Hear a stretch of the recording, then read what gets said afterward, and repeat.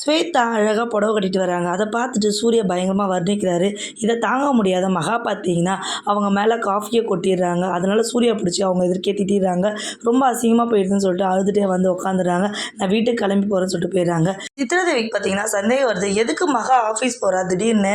என்ன சூர்யா ஏதாவது தப்பு பண்ணாங்க கவனிக்காதவங்க போகிறாங்களா? 2 பேரும் குசுகுசுன்னு பேசிக்கிறாங்களா ஐஸ்வர்யா மகான்னு சொல்லிட்டுன்னு சொல்லிட்டு சந்தேகப்படுறாங்க.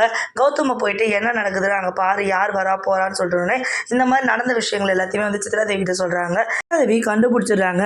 சரி எப்படியாவது இவங்க 2 பேரும் பிரித்து டைவர்ஸ் வாங்கி கொடுக்கணுன்ற எண்ணத்தில் இனிமேல் சாவியை தேடி அந்த காசெல்லாம் எடுக்கணும், இன்னும் திருட்டு பட்டத்தை கட்டி கொடுக்கணும் மகாக்குன்னு சொல்லிட்டு அந்த சாவியை எடுக்கிறதுக்காக போகிறாங்க. அதேமாதிரி மகாவும் பார்த்தீங்கன்னா கவனிக்காமல் அந்த சாவியை வீட்டு ரூமுக்குள்ளே வச்சுட்டு போயிடுறாங்க. அதுலேருந்து பார்த்தீங்கன்னா கொஞ்சம் பணத்தையும் நகையும் எடுத்துக்கிறாங்க. சித்ராதேவி எடுத்து வந்து அனாமிக்கிட்ட கொடுத்துட்றாங்க. அனாமிக்கா என்கிட்டலாம் கொடுக்காதீங்க, நீங்களே வச்சுக்கோங்க அப்படின்னு சொல்லிடுறாங்க. மகா சூர்யா ரொம்ப வெறுப்பேற்ற தாங்க முடியாமல் ஐஸ்வர்யா கிட்ட வந்து சொல்கிறாங்க. ஐஸ்வர்யா இதுக்கு ஒரு முடிவு காட்டி ஆகணும்னு சொல்லிட்டு அவங்க தாய்மாமா ஒருத்தர் இருப்பாங்க, அவங்களுக்கு ஃபோன் பண்ணி வர வைக்கிறாங்க. இந்த மாதிரி வெறுப்பேற்றணுன்ற விஷயத்தை எல்லாமே சொல்கிறாங்க. அதுமாதிரி வந்து பார்த்தீங்கன்னா மகா கிட்ட கொஞ்சம் க்ளோஸாக வர மாதிரி அவங்க மாமா பேசுகிறாரு. பாட்டி என்ன பண்ணாங்கன்னா இதுக்கு சரின்னு ஒத்துக்கிறாங்க. வீட்லேயே தங்கட்டும் இவர் அப்படின்னு சொல்லிட்டு வீட்லேயே தங்க வச்சுக்கிறாங்க.